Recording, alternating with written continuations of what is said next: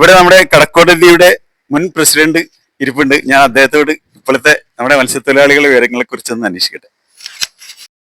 Okay മധുവേട്ടാ, ഞാൻ മത്സ്യത്തൊഴിലാളിയെ കുറിച്ച് ചെറിയൊരു പിക്ചർ എടുക്കുന്നു. അപ്പൊ അതിനെപ്പറ്റി ഒന്ന് ഇതാണ് ഇപ്പോഴത്തെ നിങ്ങളുടെ അവസ്ഥയെല്ലാം വളരെ മോശമാണെന്നാണ് അറിയാൻ കഴിഞ്ഞത്. ഇപ്പോഴത്തെ മത്സ്യത്തൊഴിലാളികളെ സംബന്ധിച്ചിടത്തോളം മത്സ്യത്തൊഴിലാളി അവസ്ഥ വളരെ മോശം. വളരെ മോശം എന്ന് പറഞ്ഞാൽ നമ്മൾ ഒരു സീസണബിൾ മത്സ്യബന്ധനമാണ് നടത്തപ്പെടുന്നത്. ഒരു പിന്നെ ജൂണിൽ തുടങ്ങിയിട്ട് ഒരു സെപ്റ്റംബർ വരെ ഈ കഴിഞ്ഞ സീസണ് ഏകദേശം ഡിസംബർ വരെ ഉണ്ടായിരുന്നു.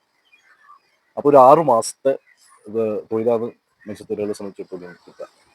അത് കഴിഞ്ഞിട്ട് 6 മാസം കയറ്റി വെച്ചിട്ട് എല്ലാ സ്ഥാപനങ്ങളും കയറ്റി വെച്ച് ഇമ്പോർട്ടും ചെറിയ വള്ളങ്ങളെല്ലാം അവിടെ ആങ്കറിൽ കെട്ടിയിട്ടിട്ട് ഉള്ള ബാക്കിയുള്ള സമയം ഒരു പണിയും ചെയ്യാൻ കഴിയാത്ത അവസ്ഥയിലാണ്.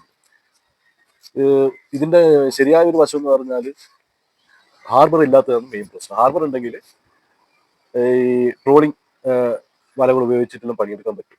ബോട്ട് സംവിധാനങ്ങളൊക്കെ ഉപയോഗിച്ചിട്ട് പണിയെടുക്കാൻ പറ്റും. അപ്പം കൂടുതലേശം കൂടി മെച്ചം കിട്ടിയേനെ. പക്ഷെ ഇന്നത്തെ അവസ്ഥ വളരെ മോശമാണ്. ഈ കാലഘട്ടത്തെ അവസ്ഥ വളരെ മോശമാണ്. ഒന്നാമത് ഡീസലിന്റെ വില, ഡീസലിന്റെയും പെട്രോളിന്റെയും വില അത് അടിക്കടി ദിനം പ്രതി വർദ്ധിച്ചുകൊണ്ടേയിരിക്കുകയാണ്. ഇപ്പൊ ഒരു മോദി സർക്കാർ വന്നതിന് ശേഷം, കേന്ദ്രത്തിൽ മോദി സർക്കാർ ഭരണത്തിലേറിയതിനു ശേഷം 100 രൂപയിൽ നിന്ന് ഇങ്ങോട്ട് താണിട്ട ഡീസലിന് പെട്രോളിനും വളരെ ദയനീയാവസ്ഥയാണ് ഇത്. Okay, thank you. വലയെല്ലാം കയറ്റി വെച്ചിട്ടേ ഉള്ളു. ഇപ്പം വളരെ കഷ്ടത്തിലാണ്. കാരണം ഇപ്പം മത്സ്യമൊന്നും ഇല്ലല്ലോ. ഇപ്പം മത്സ്യത്തൊഴിലാളികളുടെ കാര്യം വളരെ കഷ്ടത്തിലാണ് പോകുന്നത്. ഈ വല ഒഴിവാക്കിയിട്ട് അടുത്ത വല ആയിക്കോളാം. നമ്മളെ പണിയാണ് കഷ്ടപ്പാടാം. ഇപ്പൊ പണിയെല്ലാം വളരെ കുറവല്ലേ? കുറവന്നെ. 3 മാസം പണിയെടുത്തോളാം, ബാക്കിയുള്ള മാസം പട്ടിണി കിടന്നോളൂ. അതൊക്കെ അവസ്ഥയിലാണ് കടൽപ്പണി. നിങ്ങളെ കഷ്ടപ്പാട് കണ്ടിട്ട് നോക്കി എന്താണെന്നില്ലെന്ന് അറിയാന്നില്ല.